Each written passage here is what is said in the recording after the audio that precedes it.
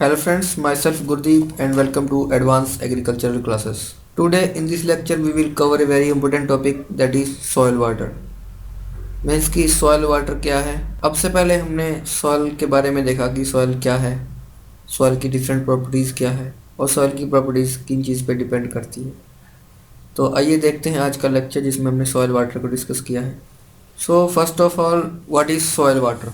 So soil water is a amount of water or moisture available in the soil that can be extracted by the plants for their utilization. Means कि soil में water या moisture का ऐसा amount, ऐसा percentage जो कि plants की growth के लिए एज ए मिक्सचर और solution of nutrients they can extract from the soil that is useful for plants, that is soil water. In nutrient management, a proper balance between soil and water and soil air is critical since both water and air are required by the most process that release nutrients into the soil.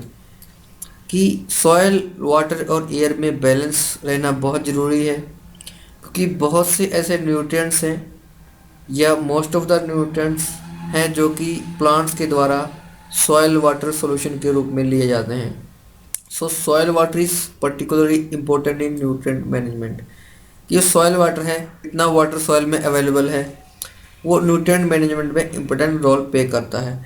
Soil act as a sponge to take up and retain water. तो soil एक sponge की तरह work करता है, water retain करता है। Movement of water into the soil is called infiltration. और जब ये वाटर सॉइल में मूवमेंट करता है अपनी, तो इसको हम सॉइल वाटर इन्फिल्ट्रेशन कहते हैं। And the downward movement of water with in the soil is called percolation. और जब ये वाटर का मूवमेंट डाउनवर्ड होता है, वर्टिकली होता है, डाउनवर्ड होता है, तो इसको हम परकोलेशन बोलते हैं। परमेबिलिटी और हाइड्रोलिक कंडक्टिविटी, तो इसको हम परमेबिलिटी भी बोलते हैं या हाइड्रोलिक कंडक्टिविटी बोलते हैं कि वाटर कितना कंडक्ट हो रहा है सॉइल में से। तो अगर हम इस टिपिकल डायग्राम को देखें कि शायद ये इतना आसानी से मतलब समझ नहीं आएगा कि हम क्या शो कर रहे हैं। आई विल एक्सप्लेन कि ये क्या शो कर रहा है। कि अगर हम इस ब्लैक पोर्शन को सॉइल पार्टिकल एज्यूम करेंगे, suppose this is soil particle and I am showing only one portion of that soil particle, तो उससे जुड़ा हुआ जो मॉइस्चर है वो डिफरेंट, या उससे जो वाटर है वो डिफरेंट कैटेगरीज में उससे एसोसिएटेड है, जुड़ा हुआ है, तो उसको हम डिफरेंट कैटेगरीज में रखा हुआ है। तो वो दो कैटेगरी कौन सी है? पहला है प्लांट अवेलेबल वाटर, दूसरा है प्लांट अनअवेलेबल वाटर। तो ये मेजर कैटेगरीज है जो कि अवेलेबल है और नहीं है। Means the water percentage that the plants can be extract from soil, and there is also some percentage of water that cannot be extracted by the plants, that is unavailable to the plants।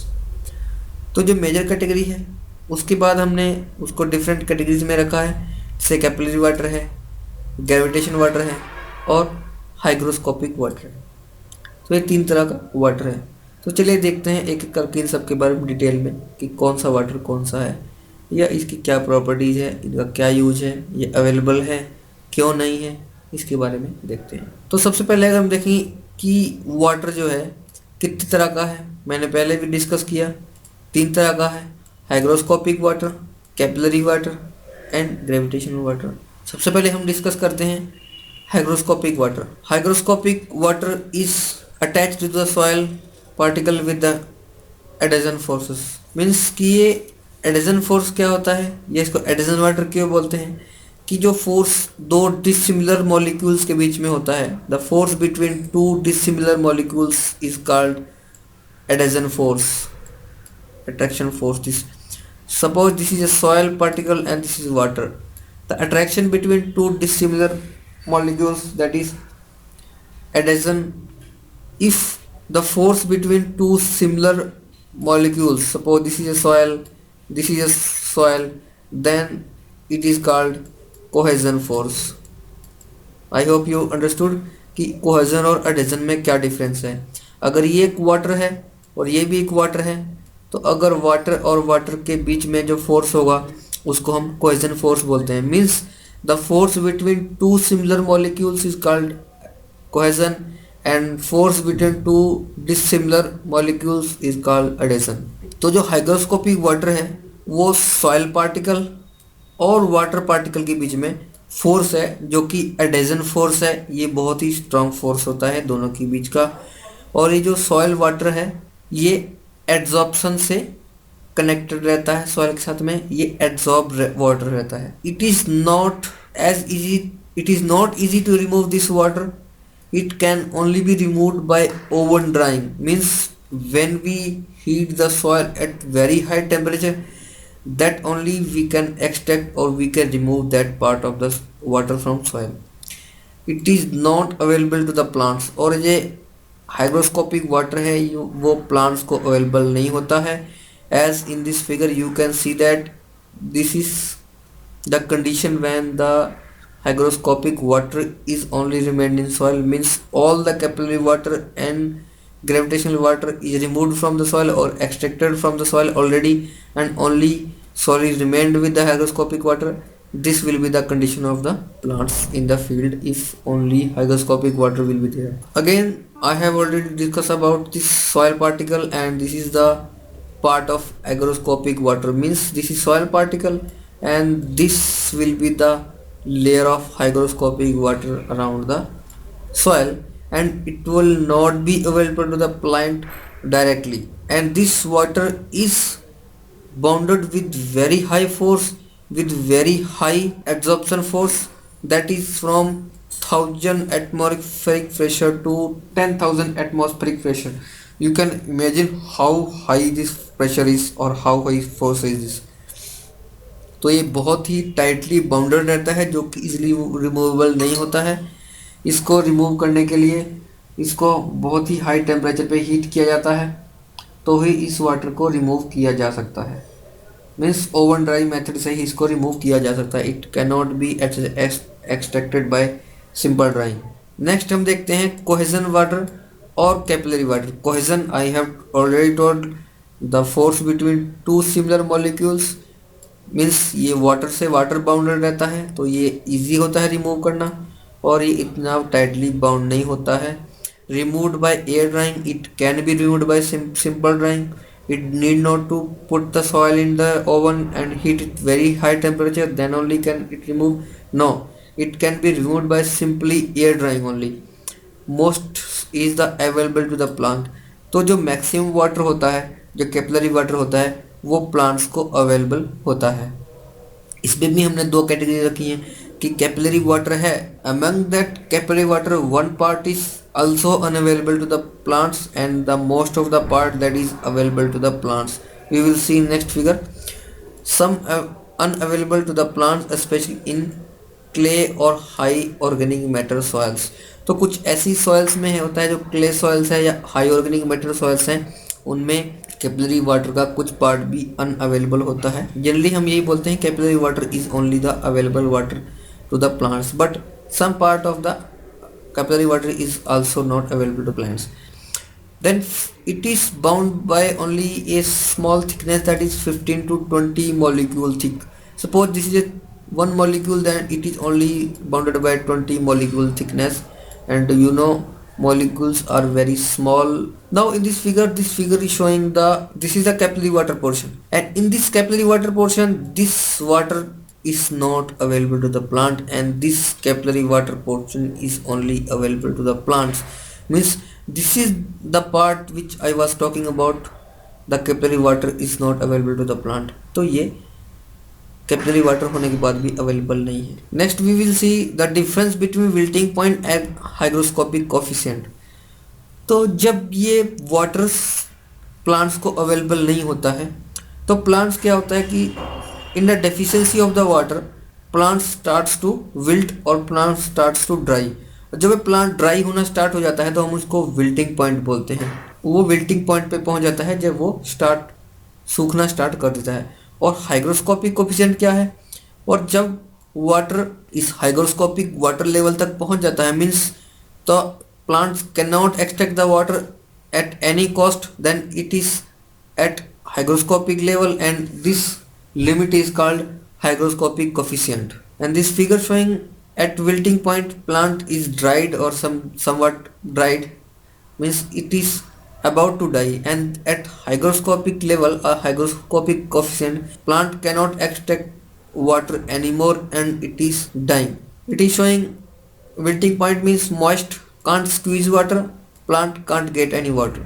And at coefficient, hygroscopic coefficient, dry to touch, air dried, can be oven dried to remove water. Only this much of water is remained, that is only removed by oven dried. Now third is gravitational water. Gravitational water is also not available to the plant. It drains through the soil under influence of gravity. ये gravity के influence में ही बह जाता है, means it is the excess amount of water that cannot be held by the soil, means it will be extracted or it will be just simply flow out of the soil.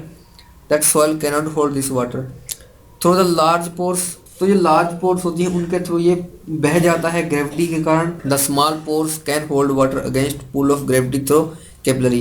और जो small pores में रह जाता है that is only the capillary water. तो ये जो third part हमने दिखाया है यहाँ पे, this is the gravitational water that is drained by gravity. तो हमने यहाँ पे तीनों इसके पार्ट देख लिए हैं. पहला ये हमारा सॉयल पार्टिकल है, नेक्स्ट हमारा आता है हमारा हाइग्रोस्कोपिक वाटर, फिर अपना थर्ड आता है capillary water. That part is only available to the plant and this is the only available to the plant. हालांकि ये इतना भी कैपिलरी वाटर के अंडर में आता है, लेकिन अवेलेबल सिर्फ इतना ही है कैपिलरी वाटर के प्लांट्स के लिए. और ये जो बाहर का वाटर है, जो एक्स्ट्रा वाटर है, means that is present in large pores and that cannot be holded by the soil, means due to the weight or due to the gravitation force it is just flow out of the soil. This is called gravitational water and it is also not available to plants. इसका मतलब है कि जो हमारा gravitational water है वो बहुत ही weekly bounded रहता है 0.03 to 0.3 atmospheric pressure, and this capillary water that is available to the plant that is bound by only 1.5 to 15 atmospheric pressure. And this figure showing all the three, that is field capacity. First of all, this is gravitational water. Gravitational water, that is excess water that can be extracted from the soil or that is flow by gravity only. And next is available water, means capillary water that is available in soil. So this is what figure showing the capillary water. And the water between flown out of the soil, and this at this condition, when the gravitational water flows out and only this water is remained inside, at this stage the soil is called at field capacity. It is field capacity condition. Next, when this capillary water also depletes, it also goes on decreasing, then it comes at a point of wilting point. Plants cannot extract any more water from the soil, and this is also a capillary water situation, but here the plants cannot extract the even capillary water, means the wilting point has come.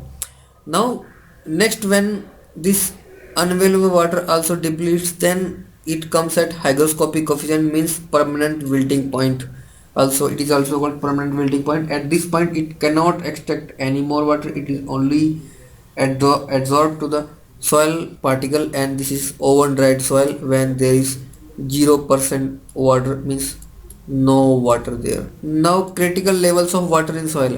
तो water critical levels कौन से हैं?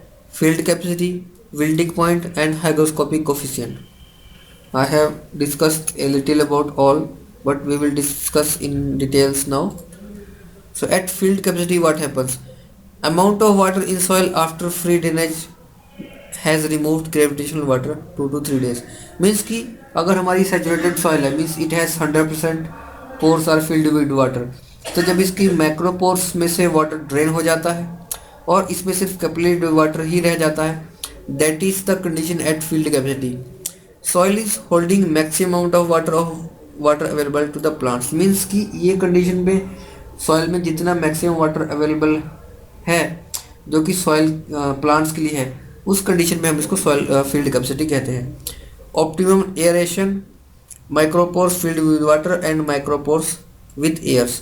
Means जो macropores थी उसमें से water drain हो जाता है और वो एयर के साथ फिल्ड हो जाती है. सपोज ये इसमें मैक्रोपोर है और ये माइक्रोपोर है, तो मैक्रोपोर में से वाटर ड्रेन हो गया ड्यू टू ग्रेविटी, तो ये इसमें अब एयर फिल हो जाएगी, और जो माइक्रोपोर है इसमें सिर्फ वो वाटर रहेगा और that is useful for plants, ये एयर हो जाएगी। This is the point of field capacity, means all the gravitational water get removed and the soil will be with only available water at this point when all the micropores are filled with water. This is the condition at field capacity. Then wilting point, amount of water in soil when plants begin to wilt, means कि जब उसका जो capillary water है वो ख़त्म हो जाए, means when plants cannot extract any more water from the soil.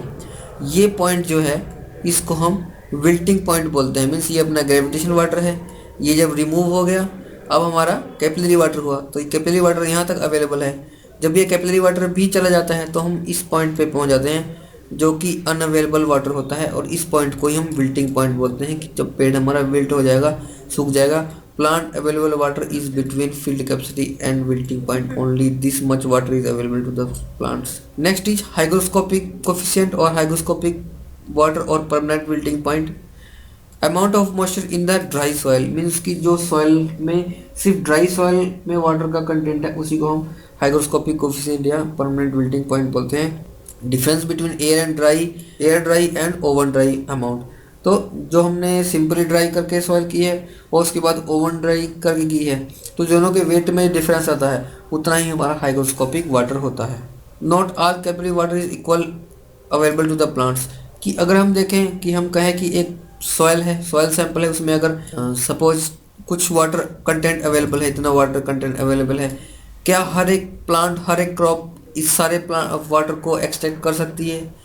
क्या कोई ऐसी क्रॉप भी होगी जो इसके कुछ अनअवेलेबल पार्ट को भी एक्सट्रैक्ट कर सकती है? तो ये ऐसा सेम नहीं है। Plants can extract water easily from soil that are near field capacity, सिर्फ ये तो इजीली सब के सब कर ही सकते हैं जो नियर फील्ड कैपेसिटी के होते हैं, but wilting point is not the same for all the points plants. तो विल्टिंग पॉइंट सबका सेम नहीं होता है। कि suppose sunflower can extract more water from soil than corn, अगर सेम फील्ड में हमने एक जगह कॉर्न लगाई है और एक जगह हमने सनफ्लावर लगाया है, तो दोनों सेम फील्ड में है, सेम फील्ड कंडीशन है, सेम सॉइल वाटर कंडीशंस है, तो हम देखते हैं कि जो सनफ्लावर है वो ज़्यादा वाटर एक्सट्रैक्ट कर सकता है as compare to corn. Means कि कॉर्न जल्दी विल्ट हो जाएगा as compare to this sunflower, means sunflower can extract more water from the soil. This is a hygroscopic point when the और permanent wilting point when plant cannot extract any more water from the soil, and this is the condition when the soil will be oven dried, means all the water will be removed. Means if we dry the soil, simply we dry soil, this much water can be removed, means this can be removed by gravity and this can be removed by only simple drying, but this water cannot removed by simple drying.